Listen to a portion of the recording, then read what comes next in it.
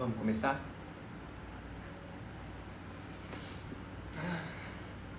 Antes da gente começar qualquer coisa, a gente tem que dar um sentido para ela.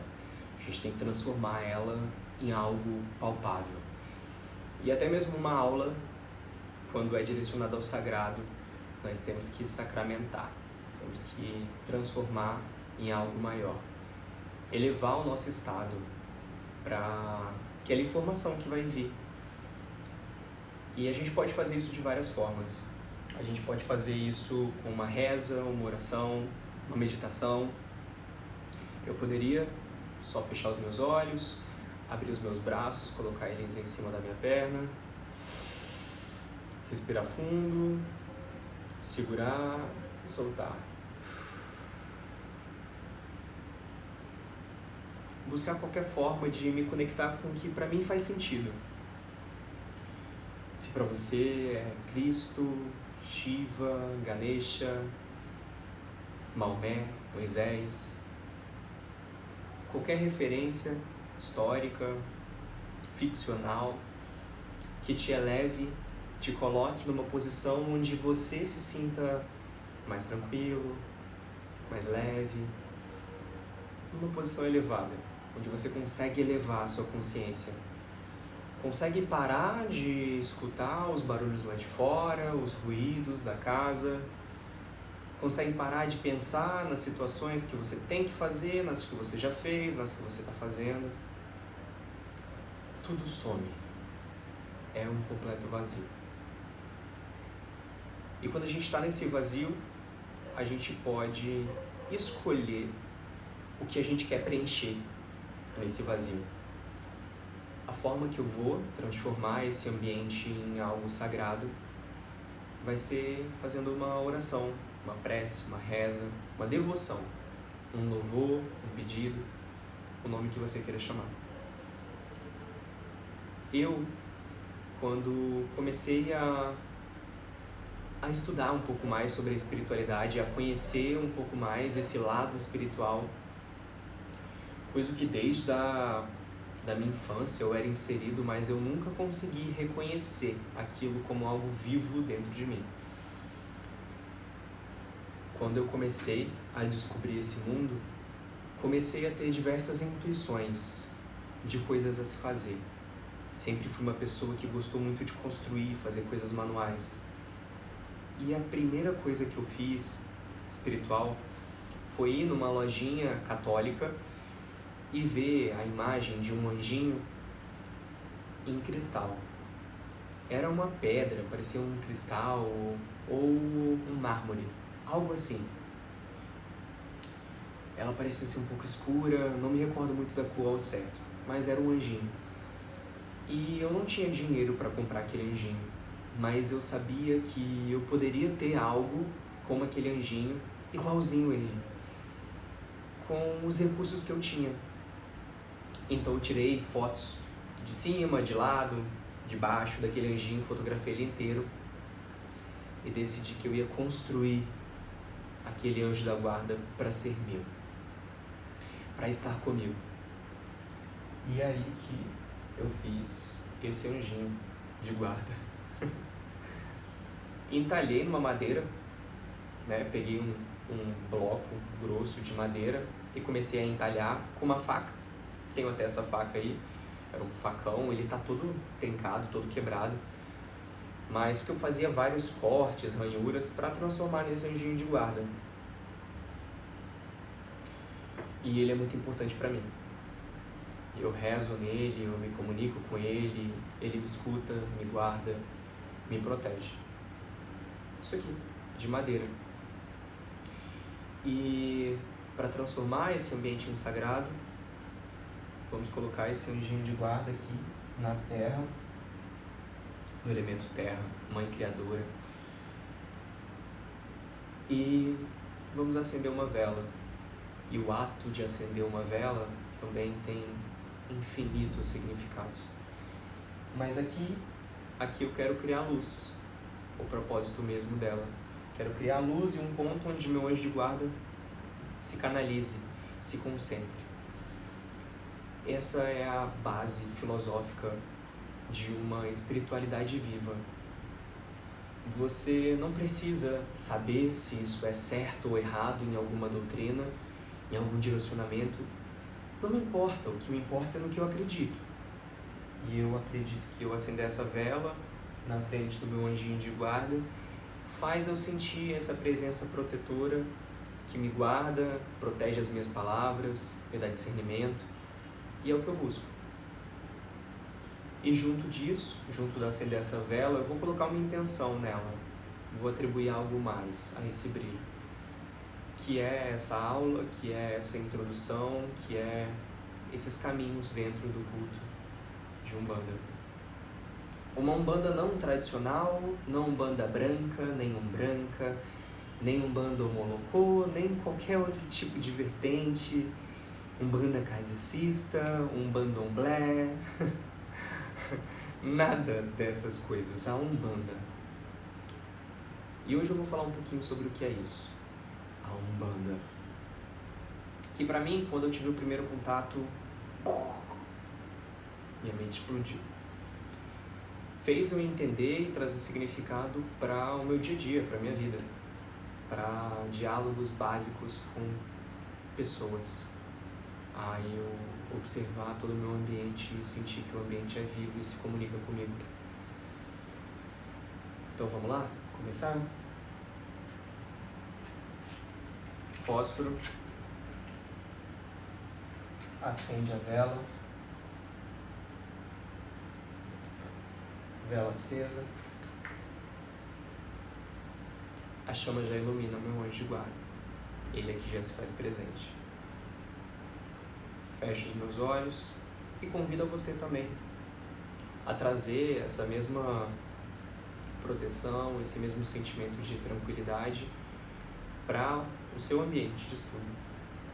Para que todas as informações que eu for falar seja alvo de alguma dúvida que vai se ramificar em mais e mais estudo, em mais e mais construções sobre do que é correto para si, para adotar para si, para incorporar no seu ambiente, na sua vida, nos seus caminhos. Meu sagrado anjo de guardião, eu te invoco à presença dessa vela. Eu te sinto, te escuto, te vejo, não da forma que as pessoas costumam ver, escutar ou ouvir, ou sentir, enfim. Eu me comunico com você de uma forma muito mais íntima, presente, muito mais próxima. Eu sinto o seu calor, eu vejo a sua forma,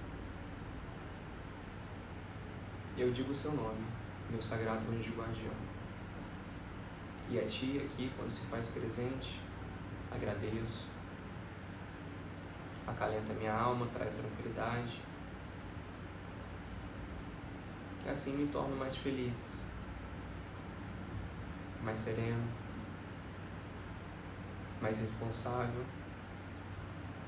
Contigo converso, porque quando contigo falo, contigo sou sincero. A ti então peço discernimento, que venha e me cutuque de um lado ou do outro, na frente, na minha nuca, atrás, nos meus pés, as minhas mãos, faça elas coçarem, meu corpo coçar. Quando algo de minha boca for falado que não é real para mim, ou que não é a minha verdade. Se em algum momento eu for desonesto, ou faltar com a palavra, não cumprir o que por meio da minha palavra eu disse ser regra, que o Senhor comunique-se comigo e me traga um bom entendimento do que devo fazer. Eu te agradeço pela sempre a proteção que guarda minha casa, meu lar, minha família. E eu te peço que fique aqui até o final dos trabalhos. Amém? Axé. arro, house, a palavra que for. O sentimento é o mesmo. Um sentimento bom, tranquilidade, de calma, para algo que tende a se iniciar. Então, que isso seja incorporado dentro da nossa vida. Sempre que formos iniciar alguma coisa, se for do sagrado, que a gente entre no campo do sagrado. Se for relacionado ao trabalho, que a gente entre no campo do trabalho, no campo familiar, enfim, qual for. Que estejamos presentes ali naquele local, de corpo, alma, e prontos para viver dessa experiência.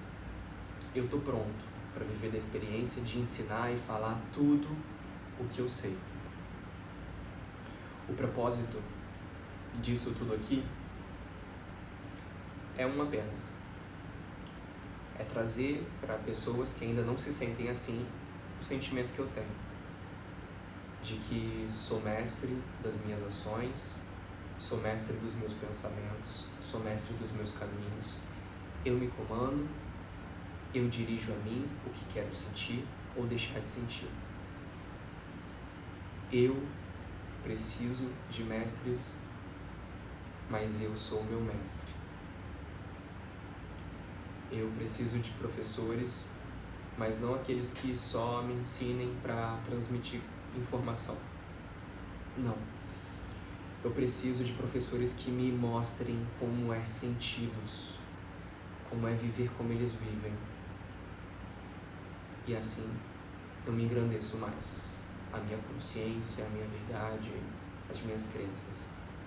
E se algo do que foi dito, parte de mim se incomoda, rejeita, ou acha como correto, incorreto ou abstrato, que eu, com muito respeito, guarde no meu coração essa informação e reflita mais sobre ela posteriormente. Porque se foi dito por alguém, esse alguém tem seus motivos de dizer. Agir por impulso e ignorar, rejeitar, como é dito, é perder a oportunidade de uma reanálise. E a gente tem que se reanalisar toda hora. Hoje começamos sobre uma introdução do que é uma prática de se encontrar sua própria verdade, e isso vinculado ao culto de Umbanda. E o que é o culto de Umbanda? O culto de Umbanda é um culto que eu posso dizer que é um culto brasileiro. Posso dizer isso com bastante certeza em mim mesmo. Porque esse culto se baseia no próprio Brasil. Quando eu vou explicar sobre o culto de Umbanda, é impossível explicar sobre o culto, a religião, as práticas, sem estar falando sobre a nossa nação. Sem estar falando sobre as práticas que são vividas por pessoas que não são do culto de Umbanda. É muito complexo porque quando eu saí de uma vertente cristã, evangélica, e optei me abrir para a espiritualidade e vivenciar práticas que para mim eram muito mais vívidas, reais, próximas, dentro do culto de Umbanda, eu comecei a perceber que muitas das coisas que eu fazia de forma automática, genérica, dentro do culto evangélico, era muito familiar às práticas de Umbanda. Ali, chama de terreiro, as formas com que as hierarquias eram geridas dentro do terreiro, tudo tinha um fundamento parecido. E aí que eu fui convidado a descobrir mais e mais pelo Rafael, que mora dentro de mim, que é um ser muito curioso e aventureiro, o que era o culto de Umbanda. E até hoje, o culto de Umbanda para mim é um encantado. É algo que eu sei explicar, sei falar, sei vivenciar até, mas quando a gente tem um contato real com o próprio culto, aquilo é tão místico, sagrado, tão encantador, que parece que tudo é uma fantasia, como de um encantado. como encontrar um boto, uma sereia, enfim, o que quer que seja. Que é o culto de Umbanda. A gente tem que falar um pouco de história, a história do nosso país. E é complicado porque a história do nosso país é contada de diversas formas diferentes. Muitos começam a história do nosso país em 1500, aproximadamente, com a chegada dos portugueses. Outros já dizem que ela começa muito tempo atrás, com os povos originários indígenas aqui presentes em suas aldeias, tribos, suas nações, etnias. Então é complexo dizer o que é correto de se afirmar, mas o que a gente pode dizer que certo aconteceu é que todos têm um pouco de verdade. A tradição que a gente entende como civilidade, como, né, um elemento europeu de se comportar, etiqueta, sim, aí o nosso país foi descoberto apenas em 1500. Porque essas formas de civilidade que vem muito da Europa nessa época, Portugal, França, Itália, todos esses países, eles junto com as capitanias, né, junto com as suas descobertas, junto com a sua grande inovação dos seus navios e de suas viagens, eles descobriram que existiam povos que tinham práticas que para eles também era completamente civilizado, ou então completamente uma etiqueta fina, com muitas regras de conduta também, mas que era completamente diferente do que era esse cotidiano europeu. E assim eles logo rejeitaram. O diferente é rejeitado, o meu é o correto. Dessa forma, sendo rejeitado assim, eles passaram a ensinar. É algo orgânico. Você, quando acha que algo que é seu é correto, você tende a ensinar. Só que a magia do ensinar não é só a prática, o exercício do ensinar com a fala, trazer a mensagem, mas e sim a receptividade dessa mensagem. O quanto eu estou aberto a ouvir e a descobrir todos esses mistérios, os mistérios desse campo. E aí, que o que aconteceu é que os povos originários não estavam muito abertos a ouvir as verdades daquele povo europeu. E assim a gente começa um grande massacre, muito doloroso, de muita resistência dos povos originários e de muita conversão também. É muito complexo dizer sobre o culto de Umbanda particularmente, porque tem caboclo, tem indígena, que quando vem em terra faz o sinal da cruz, ou que carrega um nome já europeu e não fala com a sua própria língua, a língua de sua nação, fala com a língua portuguesa. Então existem várias assimilações que são difíceis de fazer. Só que, para ser direto, não nos compete. Não nos compete tentar entender o porquê um outro ser toma um tipo de atitude que é só para si mesmo. Então, é complexo e doloroso, mas se ele não se machuca com aquilo, mesmo que você ache imoral, é o livre-arbítrio dele, são os caminhos dele. E assim, se um caboclo vir em terra e fizer o sinal da cruz, mesmo sendo a sua tribo exterminada pelos europeus e lutando a guerra com eles, há de ser necessário respeitá-lo e ouvi-lo, como nós escutamos e respeitamos qualquer uma pessoa que está aqui, vive entre nós. Então, continuando essa história, esse massacre aconteceu, muitos indígenas se converteram e começou uma miscigenação. Só que a força de trabalho que era necessária aqui, apenas com as tribos indígenas e com suas resistências, com seu conhecimento do mato, da floresta e de como se esconder e sobreviver dentro dela, era impossível dos europeus apenas terem essa força de trabalho como um escravo de suas vontades.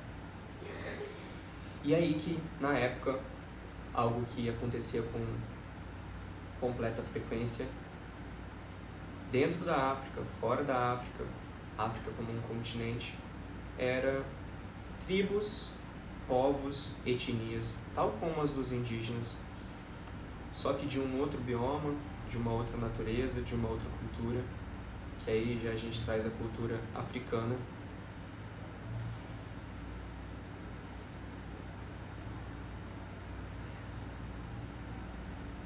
Aí a gente traz a cultura africana, foram capturados, vendidos e escravizados como força de trabalho aqui no Brasil. Dessa forma, há de se lembrar de algumas dessas etnias, desses povos. Bantus foram os primeiros, depois a gente tem os Yorubás, tem os Nagôs, enfim, diversas etnias de África. E cada uma dessas etnias vivia a sua cultura, a sua espiritualidade de uma forma distinta, até mesmo como os povos originários, que tinham sua pagelância, que tinham seus cultos ancestrais com o seu pajé, com o seu líder espiritual, como algo completamente vivo, como algo completamente orgânico para dentro daquele ambiente. E os povos europeus, vindo em nome de Cristo, fazer os seus atos que para eles eram corretos, de pregar a palavra do Cristo e forçar quem não se submetesse pela cruz, assim pela espada. E não aconteceu diferente com os povos que vieram de África. Essas nações, quando foram chegando aqui, foram sendo colocadas umas com as outras, como também aconteceram com as tribos indígenas, com as etnias indígenas, e etnias essas que viviam em guerra umas com as outras, tinham seus conflitos com os povos de África também, mas para existir e coexistir num processo de escravidão muito doloroso, muito sofrido, uns com os outros. E tudo era diferente. A língua era diferente, a cultura era diferente, a forma de se expressar, sentir, viver era diferente de cada uma desses povos. Mas eles foram colocados uns com os outros. E algo muito interessante que aconteceu é que esses povos acharam a sua forma de, em meio a tanta dor e tanto sofrimento, de continuarem nos seus cultos. E dessa forma, eles, assim, criaram o que nós hoje chamamos de candomblé. Para entender sobre o candomblé, deve-se entender sobre as nações que vieram de África. Nação de Angola, nação de Queto, Jeje, Efon.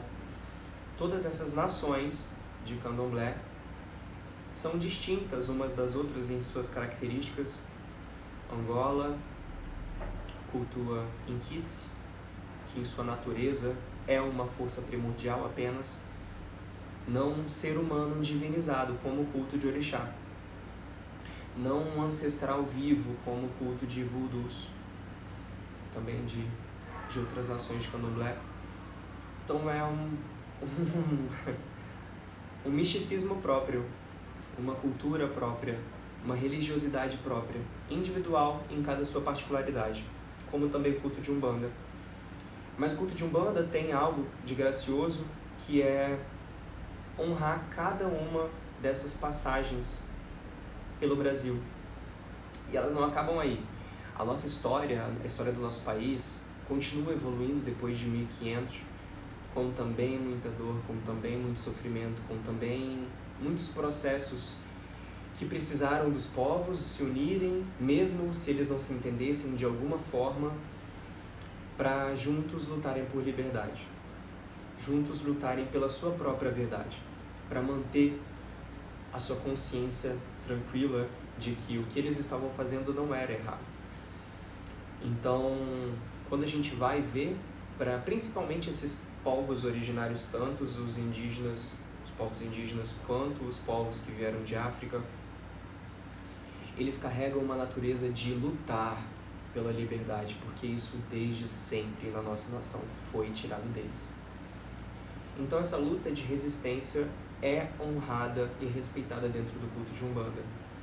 Então quando a gente chama para vir à Terra um espírito que está lá no plano espiritual, que veio desse período, que viveu nesse período, que é assim um ancestral vivo dos seus próprios ancestrais, há de se respeitá-lo como nós respeitamos os vivos.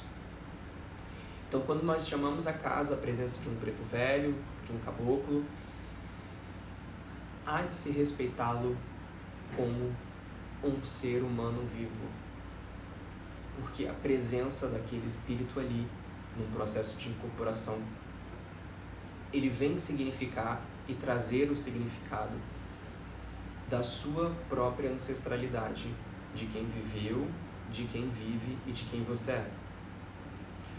Mesmo que você veio de uma família que há 2 gerações veio da Europa, enfim, veio de outros países, e você não tem a sua ancestralidade viva no Brasil, o culto de Umbanda é tão aberto a todos esses sentidos de culto à ancestralidade que nós também abraçamos a todos os que chegaram aqui por maior ou menor tempo. Então, a mesma receptividade que temos em trazer um caboclo vai ser um samurai chegando no terreiro, porque essa é a sua ancestralidade, é a sua filosofia de vida. Isso te representa, e o que te representa é acolhido e é aceitado dentro do terreiro. Então, quando você for a um terreiro de Umbanda, você verá coisas tão místicas, tão encantadoras, tão abrangentes, que quando podadas, quando limitadas, o culto de Umbanda se perde. Aí a gente começa a se transformar numa denominação própria que tem que obedecer regras, condutas, formas. Aí vira algo completamente restrito, que já não é tão Umbanda assim. É um culto, sim, a ancestralidade, mas não é a Umbanda. O que é a Umbanda? A Umbanda é isso.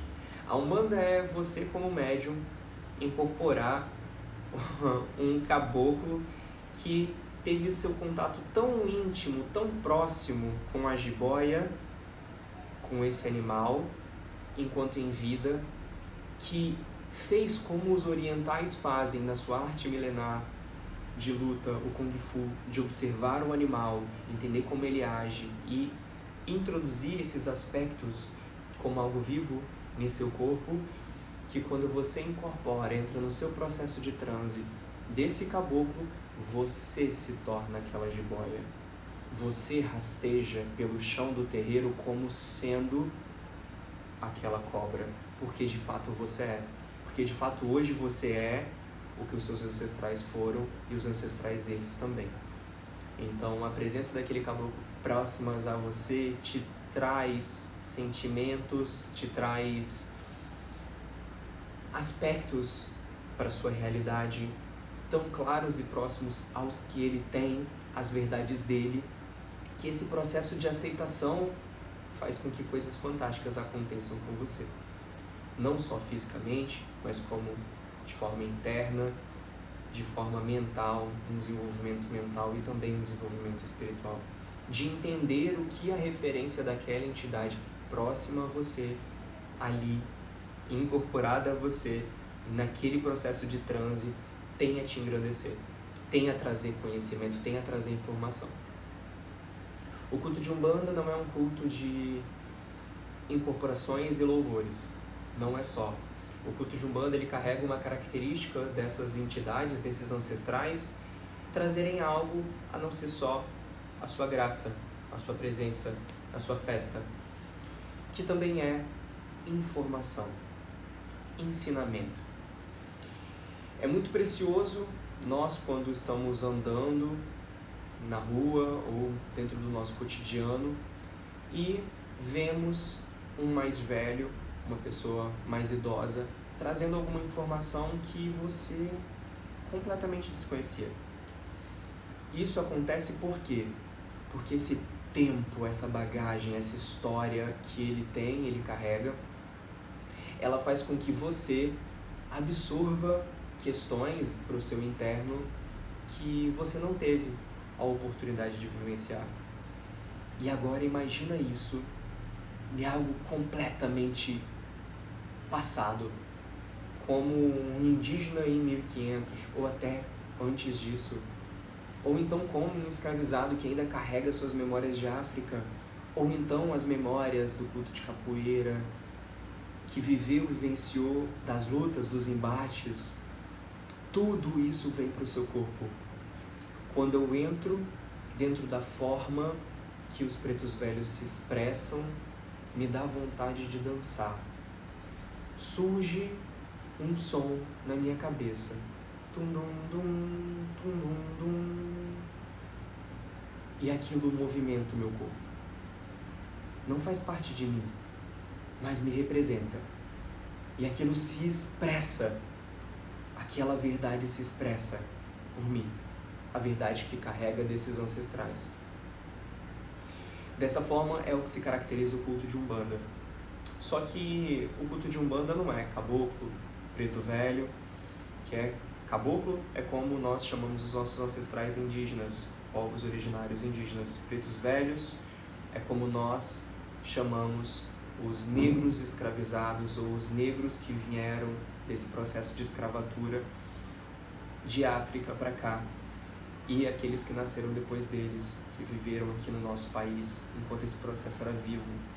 Não acaba por aí a história.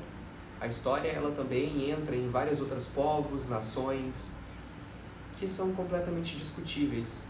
Se eles merecem as honras, essas honrarias, ou se eles merecem descréditos, como se nós recordássemos uma presença histórica e começássemos a atribuir juízo de valor a ela. O que eu acho que não é tão correto. Eu não vivi naquela época para julgar as ações de ninguém. Eu acho que até se eu vivesse, eu não julgaria. Mas não é de se condenar de quem faça também. Cada um tem os seus pensamentos que são atribuídos para as suas verdades, para as suas filosofias de vida. Mas a gente lida com as consequências dos atos dos outros. E isso sim a gente pode ter direito de falar, porque a gente está lidando com aquilo. Dessa forma, a gente tem ribeirinhos, navegantes, a gente tem piratas, desbravadores, aventureiros. A gente tem os próprios portugueses que vieram para cá nesse processo de navegação. Lá de Europa, a gente tem os baianos que se fortaleceram dentro dessa região ao norte do nosso país, ao nordeste do nosso país. Essa etnia que foi trazida para cá de forma voluntária, mas expulsa de suas terras, que são os ciganos. Então são vários povos, várias nações, várias culturas que se misturam aqui. E sim, pode vir um espírito que fale como um português, fale como um europeu que viveu aqui. E há de se encaixar ele no que a gente chama de linha de trabalho, eu já acho uma forma muito abstrata. Acho que de fato sim, devemos acreditar nas linhas de trabalho e evocar espíritos de linhas de trabalho, mas existem muitos espíritos que não são de linhas de trabalho, as conhecidas dentro de Umbanda, que também estão próximos de nós. Esses espíritos também merecem respeito. Nós respeitamos todos os nossos ancestrais, também deveremos respeitar os ancestrais dos que vieram, próximos a nós, assim carregando as suas culturas, as suas crenças. Assim o culto de Umbanda se transforma nisso, que é muito complexo. A gente vai começar a pensar também no povo de rua, que são chamados de linha da esquerda. A gente pensa nos Exus, nas pombogiras, a gente pensa nos Exus mirins, a gente pensa nos eguns, quiumbas, zombeteiros, chefes de falange, um monte de nome estranho para classificar espíritos. Isso é de fato correto? É necessário? Eu acho que muitas das vezes sim. Mas a gente sempre tem que ter respeito para com o que se fala. Eu não chamo espírito algum de quiumba, ou então de aspectos que atribuam algo negativo ao espírito, por mais que ele esteja vibrando dessa forma. Porque eu não atribuo a um vivo um aspecto negativo também. Por mais que ele tome ações negativas na vida dele. Eu não gostaria de atribuir um título ruim a uma pessoa, por mais que ela tenha feito o que esse título se denomina. Porque eu não quero que ela seja assim. Eu quero que ela busque melhora. Então eu não vou atribuir um título ruim a ela. Então a esses espíritos que nós chamamos de Egum, espírito, nós chamarmos de quiumbas, são que falam espíritos que sim têm consciência do mal e assim exercem ele. Chamá-los de quiumbas, chamá-los de espíritos malignos ou qualquer coisa assim, é eu reafirmar de que eles não têm esperança, não têm oportunidade. E eu, desde a primeira vez que recebi um desses espíritos, coloquei dentro do meu íntimo que eu iria ser, apagou a chama, mais uma chama para ajudar esses espíritos. Ajudar eles a ver uma nova verdade, a ver uma nova possibilidade. Por mais que isso deixe eles muito irritados, porque eles não querem sair da tranquilidade, da calmaria, da vida que eles vivem. Mas dessa forma eu não os classifico. Quem são esses tais Exus, Pombogiras, Exus Mirins, Eguns, Quiumbas, chefes de falange? Quem são esses? Também são ancestrais. Também são sua família. Podem ser parentes mais próximos do que você imagina. Ou parentes de pessoas que são suas melhores amigas ou amigos encarnados. E como você quer os tratar? Como você gostaria de tratar eles vivos, se você os conhecesse assim, cara a cara? Como você quer viver uma espiritualidade viva do seu cotidiano, se os próprios espíritos, que é com o que você trabalha, com o que você sente, com o que você quer se conectar, uns você trata bem e outros não. Um você deseja coisa boa e que vai trazer coisa boa para você, e o outro não, você rejeita, não quer nem chegar perto. É complexo, é um mistério. Exu é uma força primordial de um ancestral próximo, aqui, do chão que nós pisamos. A Pombogira também. Exu, quando assim se intitula, se torna um guardião, um protetor. Uma pessoa como eu, como você que assiste, que viveu aqui, viu o caos que é, a bagunça que é esse mundo, e falou, não, peraí, eu desencarnei, eu morri, mas eu quero ajudar os que estão lá do outro lado ainda. Não quero os abandonar.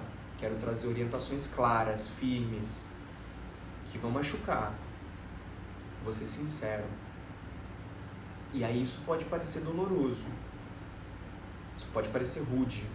E aí eu já posso começar a atribuir coisas ruins a esse espírito. É o que muitas linhas fazem. É o que muitas pessoas fazem. Atribuem aspectos negativos a um Exu, pela forma que ele se representa, pela forma que ele traz a sua palavra. E foi o que eu te disse. Vira um dogma, vira uma religião. Uma religião de Umbanda. Umbanda não sei do que.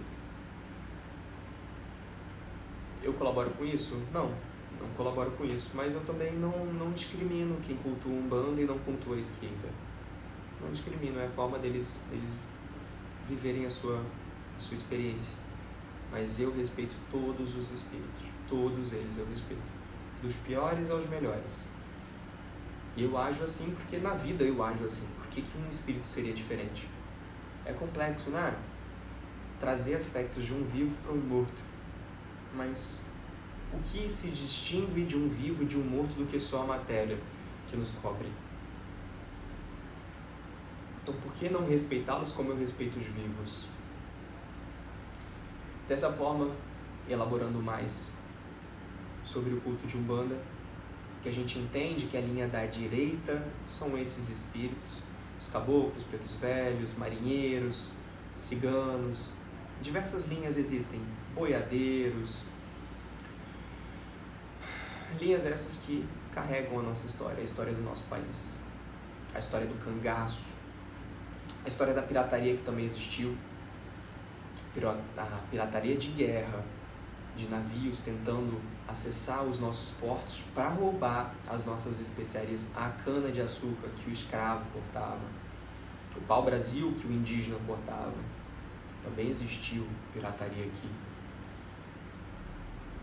E assim esses espíritos estão aqui, vivem na Calunga Grande, que também é conhecida como mar. Esse ponto de força que foi morte para muita gente. E a gente deve respeitar. A gente respeita todos os outros pontos de força, pontos esses naturais. Dessa forma, os que a gente intitula de esquerda, e não se atente isso agora, num outro momento será elucidado de uma forma melhor quais são essas classificações, só trazendo à tona muitos temas do que é a Umbanda. Essa chamada intitulada de esquerda trabalha com os Exus, as pombogiras, que são o quê? Mulheres. São mulheres que viveram como mulheres. E não tem forma mais simples de dizer para uma mulher o que é uma pombogira. Porque só uma mulher entende a dor e o sofrimento que é ser mulher na sociedade brasileira que a gente está inserido. O tanto preconceito, julgamento, tantos títulos, atribuições que foram concedidas por homens a elas, fizeram elas se iludirem tanto de que aquilo era uma verdade, pelo patriarcado, como assim é chamado, que até elas acreditaram. E agora, algumas delas são condenadas a achar que essa é a verdade, que é assim que devem agir. Aí que entra a pombogira. Aí que ela se empodera e mostra para a mulher, e também para o homem, como é a realidade de viver uma vida nobre, justa, sem humilhação, sem submissão. Por que dá medo? Porque ninguém que oprime quer ver o oprimido se levantar. E aí todo mundo tem medo da pombogira, tem medo da saia dela, tem medo do Exu, da sua gargalhada, da sua risada de deboche, porque não leva a sério as suas futilidades. O Exu, quando você começa a falar com ele, ô meu velho, ô meu Exu, tô aqui para conversar com o senhor, porque, poxa, tá difícil de entrar dinheiro. Tu escuta uma gargalhada. Tu escuta porque ele não leva a sério o que você está dizendo. Porque para ele é engraçado, você está subjugando a esse dinheiro em questão. Sendo que você não consegue olhar ao seu redor, ver comida na tua geladeira, ver sorrisos vindo para você, da sua mulher, dos seus filhos. Pessoas contentam aos seus bens, ao que você não tem, ao que você deseja, a sua ganância, a sua luxúria. E ele ri de você, gargalha na sua cara. Isso é ofensivo para quem não é forte e não entende a mensagem. Machuca. Mas é um forte aliado. Um forte aliado que não é bajulador. Não que as outras linhas, os outros espíritos não vão trazer verdades, mas cada um com a sua característica, com a característica da sua cultura. A gente não vê assim diferentes povos. Lá fora não falam que os brasileiros são receptivos, calorosos, gostam de abraçar, beijar, falar, de externalizar tudo que sentem? Já outros povos japoneses são mais reclusos, sérios, seguem a cartilha do jeito que é certinha, enfim. Cada um tem a sua característica, a sua individualidade, a sua pessoalidade. Cada um desses espíritos que vem a nós incorporar dentro de um culto de Umbanda, no nosso processo de transe, que é o nosso processo de recolhimento. Externalização de algo que já habita em nós, que é a nossa ancestralidade. Forma essa aqui, a gente entende que a força de um Exu Mirim, por exemplo, é o caos, é a bagunça, é o descontrole para gerar controle. Então o Exu Mirim é a própria criança, mas não Erê de seu lado inocente, Erê, que é o espírito infantil, infantilizado, de um aspecto de uma alma nova, que só está em descoberta, mas não Erê, que está ali só querendo descobrir, e sim o Exu Mirim, que quer provocar o caos, que quer provocar a bagunça para você tomar algum ponto de partida, alguma ação, quer te colocar lá, dentro da baguncinha, para você, e aí, tu acorda, meu filho, que é só desse jeito, é só com caos. Cada uma desses trabalhadores, que é assim que a gente chama, cada um desses espíritos, amigos, irmãos fraternos, vem para cá com algum propósito. Um propósito esse para exercer o culto de Umbanda, que é o culto à ancestralidade brasileira, que é o culto que remete à vida dos pajés, dos povos indígenas, daqueles sacerdotes, que é um culto que revive todas as bruxas e bruxos magistas que vieram da nossa ancestralidade também, dos povos europeus que também vieram para cá. Que muita gente reprime, rejeita. Como assim? Bruxa, bruxo? Um alquimista? Quem é esse? Um alquimista quem não é que se vê da beleza de Ossan, que vê da beleza das ervas e não utiliza seus princípios para gerar resultados alquímicos, para gerar magia, para gerar ciência, farmácia. Então a gente vai rejeitar esses ancestrais, vamos só o meu ancestral que conta dentro do culto. Comecei a ver algo diferente, não quero. Acolham todos com suas particularidades. E se lhe incomoda, preste atenção mais em você, porque se está te incomodando é porque você está olhando muito para o outro. Mas nesse processo, não se deve olhar para o outro, a não ser que para um aspecto de devoção, beleza, culto, gratidão. Se for por um aspecto negativo, você está perdendo seu tempo, porque você só está acumulando mais coisas ruins dentro da sua cabeça, mais coisas que você não gosta e que te limita. Então, quando eu começo a ser seletivo, isso eu não gosto. Sobra pouco para você. E uma hora você só comendo daquele pouco, você enjoa, mas já está tanto tempo na sua caixinha que não sobra mais nada para você fazer. Só viver naquela reclusão, naquela solidão, naquele sentimento de liberdade. Então, o culto de Umbanda é o culto à ancestralidade brasileira, desde os pajés, suas pagelanças, seus cultos, rituais, tradições, há também seu misticismo dos povos europeus que vieram para cá, que também carregam o meu sobrenome, ou dos povos que vieram de África, que assim receberam um nome para cá de um santo, como o meu nome que carrega dos santos. Todos esses povos, essas etnias que ajudaram a fomentar, fundamentar o que é a nação brasileira, simbolizam o culto de Umbanda. Então não dá para explicar o que é Umbanda se a gente não estudar a história, não entender a origem desses povos, entender e estudar esses espíritos. O que eles são, o que eles representam e o que eles trazem. E aí se você quer saber se um espírito é bom, um espírito é ruim, é o que ele traz. Você avalia como as pessoas que estão ao seu redor. Tem alguém que é amigo teu, que você confia, que você sabe que faz coisa ruim, que faz coisa imoral, que não cultiva coisas boas, que não te atribui coisas boas, que não fomenta coisas boas em você? Não tem. Então, para que você vai querer cultivar um espírito que te traz essas coisas?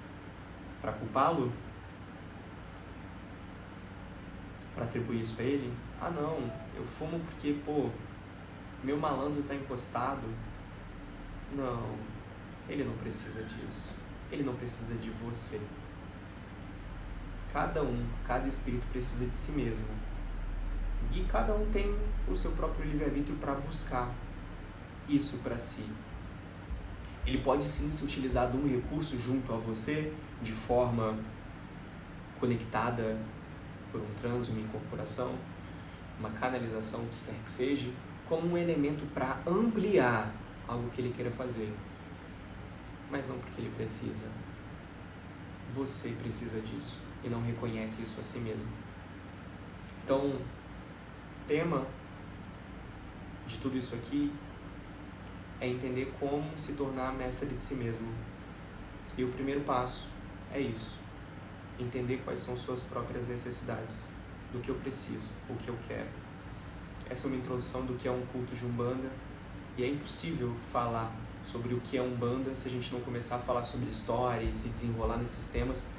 Temas esses que não me competem, porque eu não sou professor de história, mesmo amando história, mesmo sendo apaixonado e estudando história, mas não me competem tanto assim estudar. Então se desdobre, estude, busque desse princípio que eu trouxe. Foi assim que foi originado. Aí alguém pode dizer, não, mas a Umbanda fundou-se com Zélio de Moraes, que foi um grande médium que veio da crença kardecista, ali das suas mesas brancas kardecistas, incorporar um espírito que era rejeitado, que era o espírito de um caboclo, caboclo das 7 encruzilhadas, assim como ele se intitulava. E assim esse caboclo foi expulso dessa mesa. E assim esse caboclo ditou, na próxima vez que foi lá, que ele fundaria o seu próprio culto. E fundou o culto dele, o culto de Zélio. Então a Umbanda de Zélio foi criada aí. Mas o culto de Umbanda começou quando o primeiro ancestral existiu. No meu primeiro ancestral existiu, o culto de Umbanda foi criado.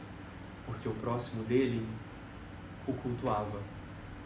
Olhava para o seu espelho numa poça d'água e falava para si mesmo, eu vou honrar tudo que você me ensinou. Isso é o culto de Umbanda. É uma oportunidade de acessar, de ter contato com esses espíritos, que tem muito para nos trazer de toda a sua história, todas as suas vivências essas que foram ocultadas, que foram massacradas, que foram roubadas de nós.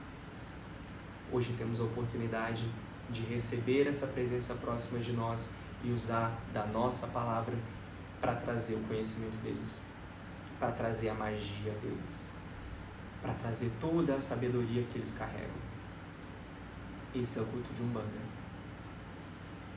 Acho que não há forma melhor para trazer uma introdução do que a gente vai vivenciar, do que a gente vai aprender, se não é falar sobre o que nos representa. E o que me representa é os ancestrais. E os ancestrais daqueles que caminham junto comigo aqui em vida. A minha família e de quem não é de meu sangue. Mas que quando caminha comigo, passa a ser. Essa é a nossa aula. Nossa vela já acabou. E do mesmo jeito que a gente começou, a gente termina. Encerra, fecha esse campo e interrompe por aqui. Fecha nossos olhos e faz o quê? Agradece. Muito obrigado, meu Pai. Muito obrigado a todas as forças que estão aqui presentes junto comigo nesse momento. Muito obrigado a todas as pessoas que vivem comigo em meu cotidiano, por terem tanto colaborado na minha vida, trazido tantas informações úteis, inúteis, informações que eu deveria reavaliar e que ando reavaliando. E aos que não estão aqui em carne, mas que existem em essência, em alma, perispírito, e que utilizam de sua forma de comunicação, sua vibração, sua canalização, sua frequência, seu sentimento, para se comunicar comigo, com todos que estão ao meu redor, para trazer uma presença boa, uma presença instrutiva, uma presença de sabedoria, uma presença de buscar o melhor, não só para mim, mas para o meu meio, para a minha família, para todos que me escutam, e assim buscar coisas boas, porque é disso que eu preciso só de coisas boas, e reafirmo isso em mim, hoje, amanhã, todo sempre. A todos que me escutam aqui, por essa transmissão, esse canal, e também aos que me escutam lá do outro lado, que com certeza vieram aqui me prestigiar, eu os sinto. Eu agradeço a presença de todos vocês, agradeço a companhia e agradeço a atenção. Muito obrigado, senhores, senhoras, meninos, meninas, por terem me escutado, por terem aprendido comigo aqui também. Aos espíritos que vieram para cá buscar instrução, junto com a daqueles que me ouvem, espero que vocês tenham obtido o que vieram procurar, e se ainda não tiveram resposta, eu convido para ficar. O meu lar, a minha casa é um instrumento usado para se ter sabedoria, para se ter melhora, um bom desenvolvimento dos pensamentos, dos sentimentos, da sua essência. Então, a todos aqui que estão presentes, me escutando, vivendo, só o que eu tenho a dizer é muito obrigado. Muito obrigado pela essa atenção. Espero que estejam aqui de volta comigo e com todos esses que estão aqui ao nosso redor. Sinta-se acolhido, abraçado, porque a presença que está aí ao seu lado, te ouvindo, é uma presença maravilhosa. Muitos se alegram ao seu redor quando você busca algo que é bom, algo que é positivo. Quando você se coloca em oração, toda a sua família espiritual vem orar junto com você, vem se elevar junto com você, vem vibrar positivo. Então, faça isso, se coloque nessa posição e sinta, se abra a sentir.